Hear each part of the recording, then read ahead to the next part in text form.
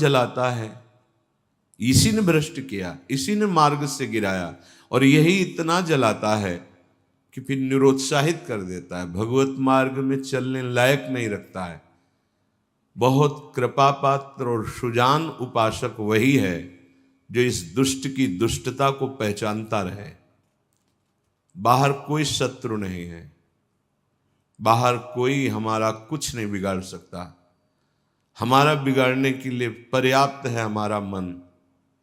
ये मन ही दुर्दशा करे, मन ही इतना नीचता किए हुए है कि हम बार बार शास्त्र की बात सुनते हैं, बार बार सतमार्ग पर चलने का उत्साह बनाते हैं, और ये दुष्ट ऐसी चेष्टा कराएगा, ऐसा संकल्प बनाएगा, फिर गिराकर निरुत्साहित कर देगा। जहां रति कर रहा है मन वहीं लगा देता है। निराश नहीं होना, इसकी चाल को पकड़ो। ये दो प्रकार से फंसाता है, प्रियता और भय से। बहुत मनन की हुई बात है। भयभीत तो होना मत, क्योंकि निश्चय कर लो कि मरना है, तो इससे ज्यादा भय क्या दे सकता है। हमारी इज्जत श्यामा श्याम है, इससे भी भयभीत मत हो। अगर गलती हो रही है सुधार करो, गलती हो गई है प्रभु अहम त्वाम सर्व पापेभ्यो मोक्षयिष्यामि मा शुचः, आपको कमजोर होने की जरूरत नहीं है। बहुत ध्यान से सुनना, आपको कमजोर होने की जरूरत नहीं है। प्रमाद स्थिति में हमसे गलती हो गई, हम उस गलती को दोबारा ना करें। और ध्यान दीजिए, वो गलती कराने वाला आपका मन है। जब आप आनंदित होंगे, जब आप उत्साहित होंगे, तब ये फंसाएगा, इसकी चाल है। इसीलिए उदासीन अति रही गोसाई, जो उदासीन रहता है उसकी नजर अपने मन पे रहती है। और जरा सी भी उन्मत्तता आई कि फिर मन जो है वो ऐसी जगह फंसाता है। इसलिए बचो, इस दुष्ट की चाल बहुत विचित्र है। और जहां ये पवित्र हो जाता है तो यही भगवत स्वरूप हो जाता है। इसके लिए निश्चय करना पड़ेगा। प्राण चाहे चले जाएं, अब हम न प्रियतावश न भयवश गलत नहीं करेंगे। इसे पकड़ो। श्रीपाद प्रबोधानंद जी कह रहे हैं, श्री राधिके त्वं यदि न प्रसीदेह सीदे मत्राप्य मुद विजब्धी तदेश वृंदावन गात्मलोकः कृपा कटाक्षेण सदेक्षणीय। यदि हम किशोरी जी को प्रसन्न नहीं कर पाए तो हम भारी कष्ट सहते हुए यहां शरीर छोड़ देंगे। श्रीपाद कह रहे हैं, देखो भगवत प्राप्ति करनी है तो बात समझना होगा। हम ये अंदर की बात कह रहे हैं, बहुत अंदर की पढ़ी हुई बात कर रहे हैं, यहां के रजिस्टर की पढ़ी हुई बात कर रहे हैं।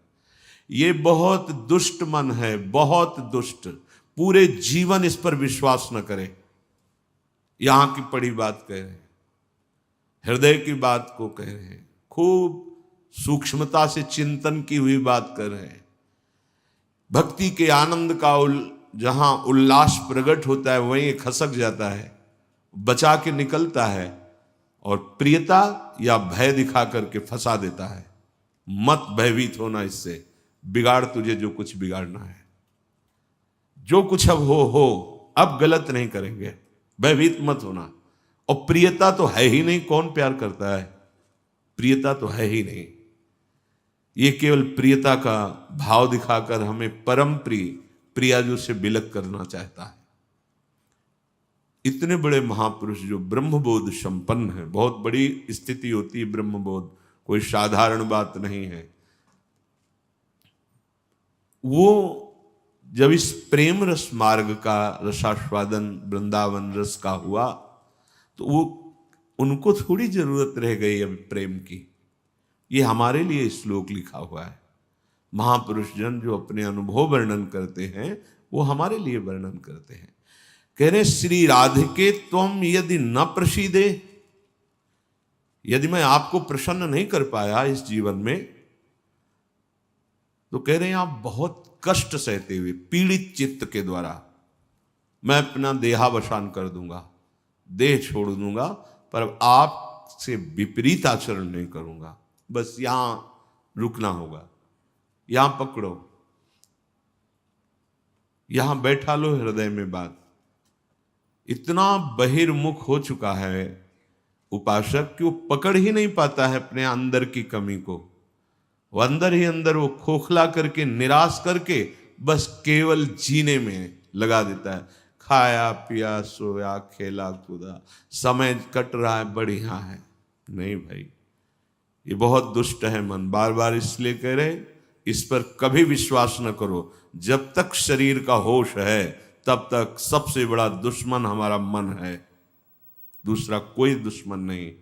इस दुश्मन को देखते रहिए। ये 5 ज्ञानेंद्रियों को साथ लेकर हर समय हमारे पतन का प्लान करता रहता है, पतन का संकल्प बनाता रहता है।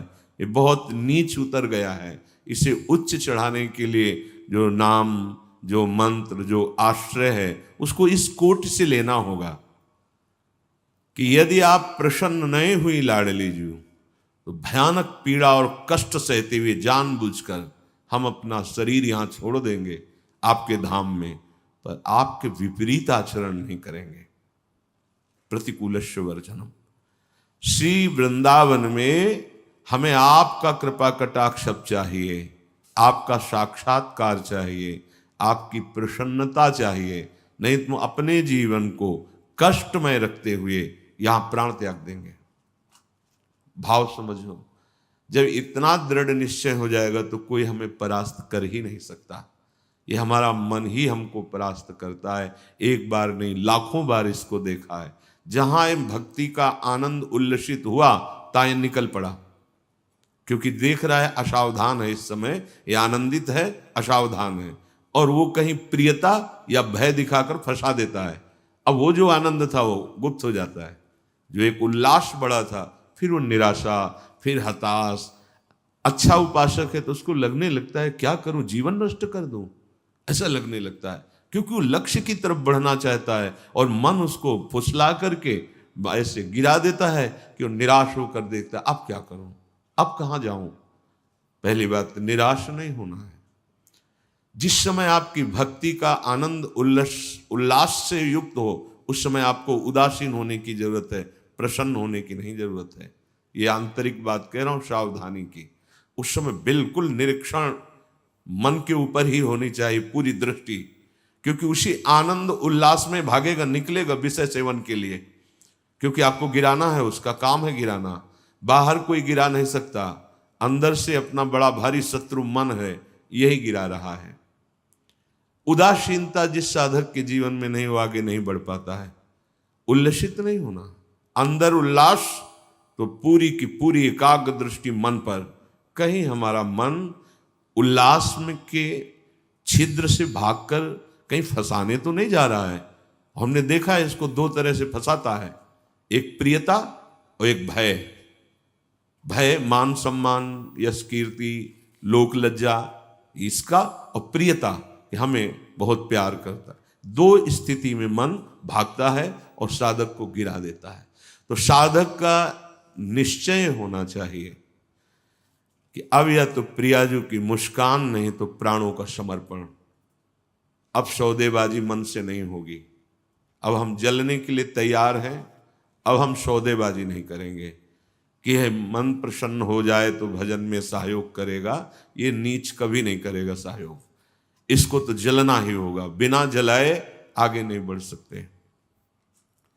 महापुरुषों ने कहा है कि यदि आप अपना जीवन प्रभु के चरणों में न्यौछावर करने के लिए तैयारी कर ली है, जैसा श्रीपाद कह रहे, ये न्यौछावर है कि या तो प्राण समर्पित, कष्टपूर्वक हम शरीर, या फिर आप मुस्कुराओ।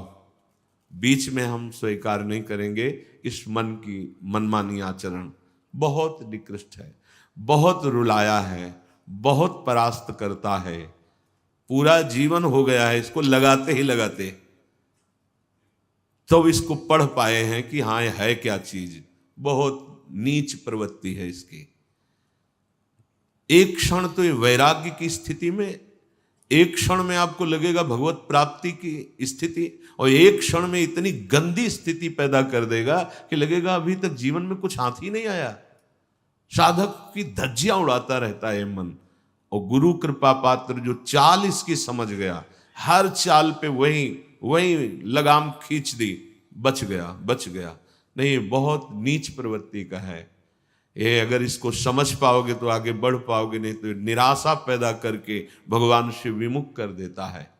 लाखों चलने वालों में कितनों को गिरा दिया, आगे बढ़ने लायक नहीं रखा। इसी मन का खेल है। तुम अपना जीवन प्रभु के चरणों में न्यौछावर कर दिए। अब उनकी कृपा की बाट जोहते हुए मस्त रहो। और ये मस्ती मन के निरीक्षण से युक्त बनी रहनी चाहिए। मन को ढील दिया ना जहां कि आज तो बहुत बढ़िया भजन हुआ, आज बहुत आनंद, वहीं निकल के फंसा देगा। यह अनुभव की बात है।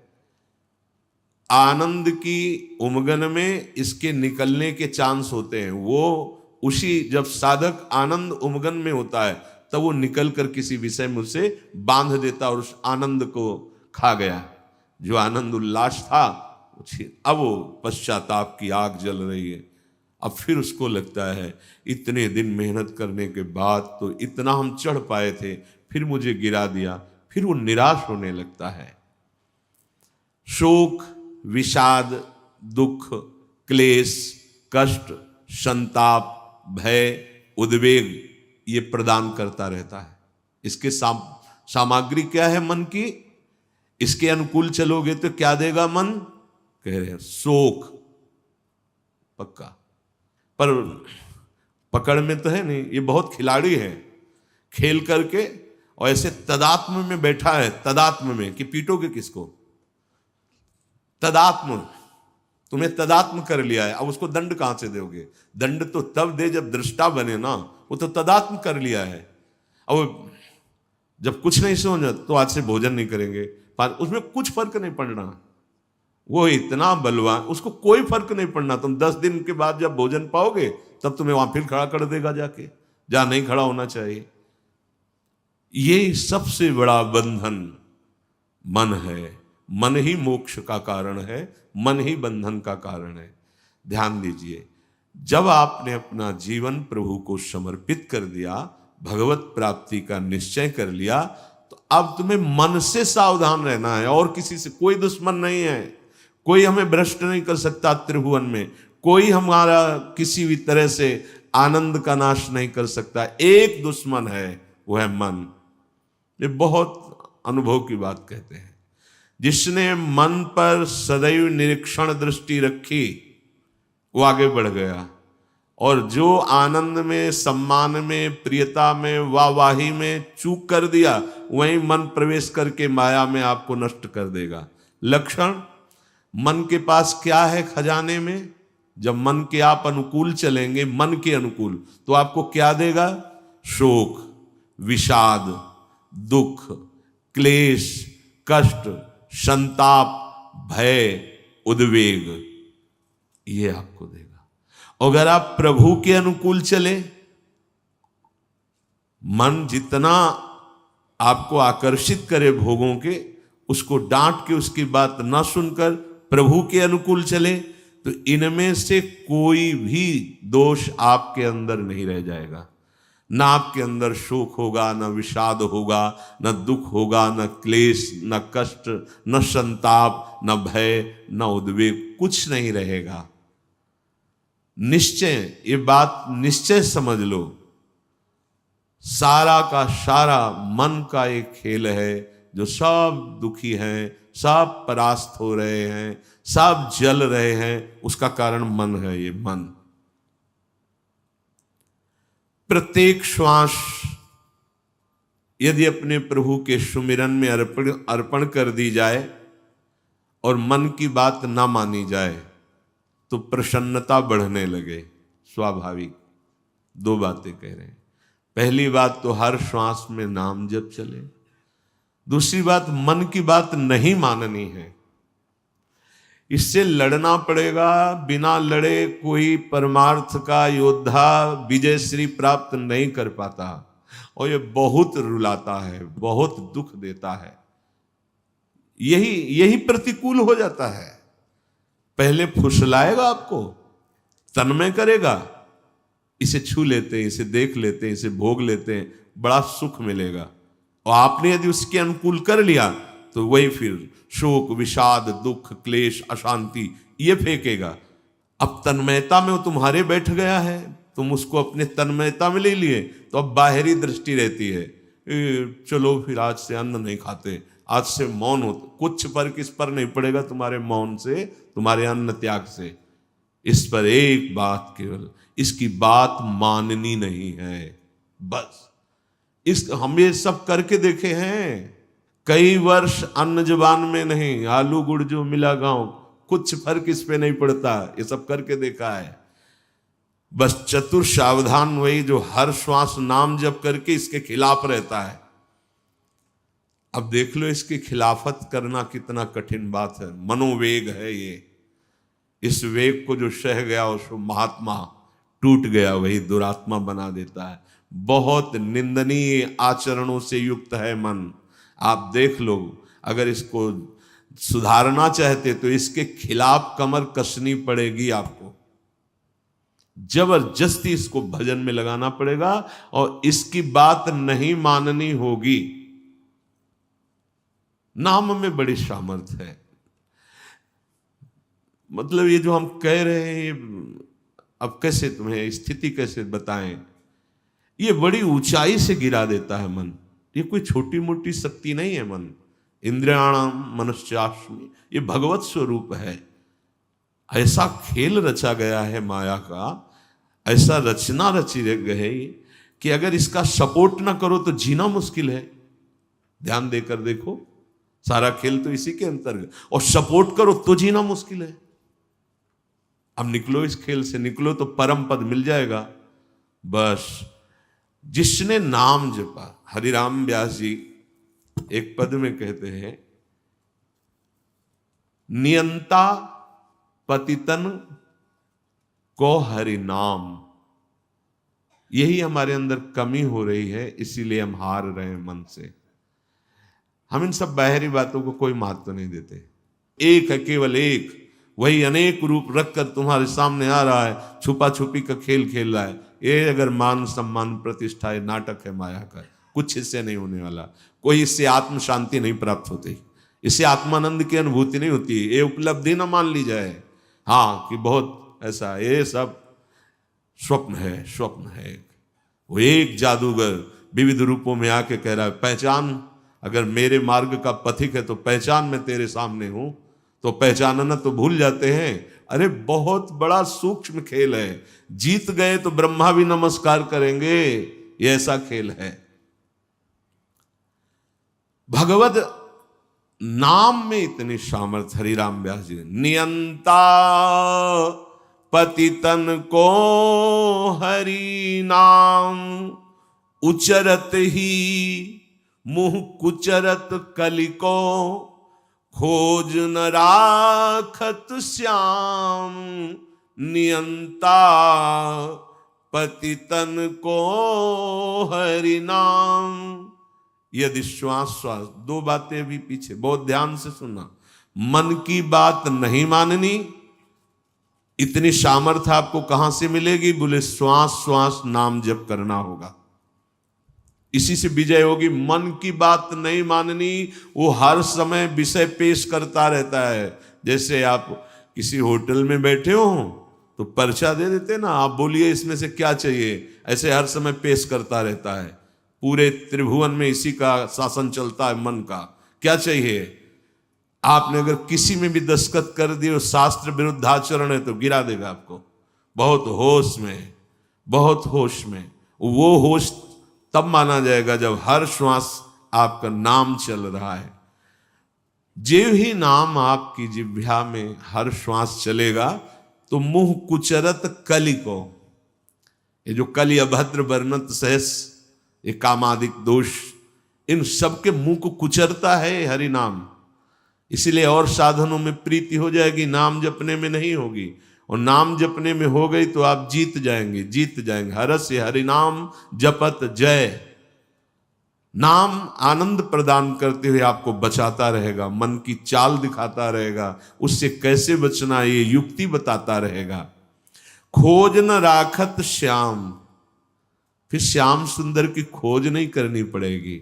नाम चल रहा है ना, यही अब तुम धोखे में नहीं डाल सकते। किसी सूझ वाली आंख ने पहचान की, कण कण में झांकी भगवान की, मेरा प्रीतम सब रूपों में है। ये नाम आपको अनुभव कराएगा। नाम जप नहीं है तो कुछ नहीं होने वाला। बातें बनाने से माया का पर्दा नहीं हट जाएगा। बहुत विचित्र है, बहुत विचित्र। अच्छे अच्छे त्राहिमाम बोल देते हैं इस मन के आगे। हिमालय को उठा लेना सहज है, लेकिन मन को अधीन करना सहज नहीं है। नाम भगवान में इतनी सामर्थ्य है, वो तुम्हें सामर्थ्य देंगे कि तुम मन को अधीन कर सकते हो। कर तुम अकर तुम अन्यथा कर तुम, सर्व सामर्थ्यशाली भगवान को अधीन करने वाला नाम है नाम। ये ऐसा नाम है, इसे कोई भी चुरा नहीं सकता। चोर मध्य या मित्र, ब्रह्म गुरु दारा सुत आराम। चोरों के बीच में भी हो तो चुरा नहीं सकता नाम को। कोई मित्र हो तो हिस्सेदारी इसमें नहीं कर सकता। ब्रह्म स्वरूप होते हुए भी तुम जो दुख में डूब रहे हो, उसका कारण है कि नाम नहीं। गुरुदेव कृपा करके तुम्हें नाम दिए हैं, नाम जप में तुम्हारी प्रीति नहीं, इसलिए ये दुर्दशा है। मूर्तिमान ब्रह्म, मूर्तिमान गुरुदेव कृपा समुद्र है, पर अगर नाम जप नहीं है तो आप सुख का अनुभव नहीं करेंगे। तो नाम ऐसी वस्तु है कि जो चाहे चोरों के बीच, ये चोर ही है काम क्रोध लोभ मोह मद मत्सर, और चाहे मित्र के बीच में हो, ये नाम आपको सुरक्षित रखेगा। कोई भी आपको मित्रता के द्वारा नहीं फंसा सकता, ना कोई ठगी कर सकता है इस नाम की। ये ब्रह्म स्वरूप है, ये गुरु स्वरूप है। और जैसे गृहस्थी में हर सुख पुत्र पत्नी आदि के द्वारा प्राप्त होता है, जिसने नाम को अपना सब कुछ मान लिया तो नाम सर्व सुख दाता है, उसको फिर किसी और की जरूरत नहीं रहती। जैसे घर परिवार में आदमी आता है, बच्चों के साथ हंसता खेलता है, उसे सुख मिलता है, नाना प्रकार की गृह सामग्री देखकर हर्षित होता है। उपासक के हृदय में सर्व सुख प्रदान करता है नाम। नाम नाम ही उसे पुत्र की तरह दुलार करता है, नाम ही पिता की तरह पालन करता है, नाम ही अद्भुत शांति प्रदान करता है। अघवंतन हरि बोलत ही भगवंत दियो निज धाम। चाहे जितना बड़ा कोई पापी हो, यदि हरि नाम उच्चारण करता है तो भगवान के धाम को प्राप्त होता है। पर बस ध्यान देना है, दो बातें, मन की माननी नहीं है और नाम छोड़ना नहीं है। अगर नाम जप कर रहे हो, ये अनुभव की बात कह रहा हूं, इसलिए कोई प्रश्न की गुंजाइश नहीं। और मन के अनुसार तुम आचरण करोगे और नाम जप भी कर रहे हो तो भी आनंद का अनुभव नहीं होगा। आगे चल के कल्याण हो, मंगल हो, इसमें हमें कोई संशय नहीं है, लेकिन वर्तमान में तुम जलोगे नाम जपते हुए भी। यदि मन के अनुसार चलोगे तो तुम्हें भगवदानंद का अनुभव कभी नहीं हो पाएगा। शरीर छूटने के बाद भगवान जैसे अजामिल को परम पद, वो बात अलग है, लेकिन वर्तमान में जीवन मुक्तता और आनंद का अनुभव मन की बात न मानने से होगा। ये जो मन हमें गलत सलाह दे रहा है, ये जो मन हमें भोगों में फंसा रहा है, आप चाहे जितना प्रयास करें, ये आनंद का अनुभव नहीं होने देगा। छाती की बात कहते हैं, किसी के पढ़े लिखे समझाने की बात नहीं, यहां की बात। अगर विषय सेवन मन के अनुसार हो रहा है तो साधन होने पर भी भगवदानंद का अनुभव नहीं होगा, नाम जपने पर भी भगवदानंद का अनुभव नहीं होगा। ये रोकना होगा। धर्म विरुद्ध आचरण के लिए मन जो हमें सलाह देता है, नहीं मानना होगा। हरिपद पंकज छत्र छाह बिन मिटे न दुख रवि घाम। नियंता पतितन को हरि नाम। हरि के चरणारविंद का आश्रय, मुख में नाम, मनमानी आचरण पर शासन, फिर ये संसार की धूप उसको लगती नहीं है। फिर दैहिक दैविक भौतिक कोई भी ताप उसे स्पर्श नहीं करता है। जो हमें आनंद अनुभूति स्थिति प्राप्त होनी चाहिए वो स्थिति नहीं है। बिना स्थिति के बातों से माया पर विजय प्राप्त नहीं की जा सकती। इसलिए नाम जिह्वा से और बुद्धि एकदम सावधान होकर मन की हर चेष्टा पर निरीक्षण। मंगलमय भगवान ऐसा विधान बनाएंगे कि आप सर्वदा सुखी और प्रसन्न रहेंगे यदि आप ऐसे चलेंगे। भगवान हमारे विचारों को देखते रहते हैं। ध्यान से सुनना, तुम जो विचार अंदर कर रहे हो वो भगवान देख रहे हैं। जब भगवान देखते हैं कि इसकी आशा का विषय संसार है, मैं नहीं हूं, तो अब बाहरी हमारी क्रियाएं भक्ति की हो रही हैं, आशा संसार की है, तो भगवदानंद का अनुभव नहीं हो रहा है, हाथ में विफलता लगती है। बिल्कुल अक्षरशः ऐसा ही है। बहुत गुस्सा लगती है मन पर, बहुत गुस्सा कभी कभी लगती है कि ये साधकों को नष्ट करने के लिए हर समय जाल बुनता रहता है। जैसे मकड़ी जाल बुनते ऐसे ही बुनता रहता है जाल, और ये खुद जलता है, खुद परेशान होता है, खुद बंधन युक्त होता है। यही बड़ा विचित्र खेल इस मन का, बड़ा विचित्र। महीना 2 महीना हो तो लड़ ले, पूरे जीवन लड़ना तभी परम पद प्राप्त होता है। पूरे जीवन जरा सी चूक होती फंसा देता है, निराश कर देता है, उदास कर देता है। भगवान तुम्हारे अंदर के विचार को देखते हैं। तुम्हारे विचार में यदि आंतरिक संसार के सुखों की आशा है तो वो आपके अंदर हैं, अनुभव में नहीं आएंगे। देख लो, जो लोग कहते हैं ना कि इतने वर्ष हो गए हमें नाम जप करते, उसका भाव समझो। अंदर के विचार भगवान तुम्हारे देखते रहते हैं। तुम्हारी आशा यदि संसार के भोग हैं तो सामने नहीं आएंगे, यही हृदय में बैठे हैं। उत्तम भाव प्राप्त करने के लिए तुम्हें अपने मन से संसार के विचार हटाने होंगे। ये जो भगवत चर्चा है, भगवान की लीला कथा है, इसमें इतनी सामर्थ्य कि आपके विचारों का परिवर्तन हो जाएगा। शृण्वताम स्वकथा कृष्ण पुण्य श्रवण कीर्तन हृदयंतस्थो हृभद्राणि विधुनोति सुहृत्सताम। भगवान श्री हरि श्री कृष्ण का जब यश सुना जाता है, नाम महिमा, गुण महिमा, लीला कथा, पुण्य श्रवण कीर्तन शताम साधूनाम सुहृत हितकारी। भगवान श्री कृष्ण स्वकथा स्वकीय गुणानाम कथा शृण्वताम श्रवण परायणानाम अंतस्थ हृदय स्थिता। भगवान श्रवणेन्द्री के द्वारा जाकर उसके हृदय में स्थित हो जाते हैं। भगवान की कथा पुण्य श्रवण कीर्तन परम पुण्य प्रदान करने वाली है। जब हम कानों से भगवान की कथा सुनते हैं, नाम महिमा सुनते हैं, तो भगवान कानों से हमारे हृदय में जाकर प्रकाशित हो जाते हैं।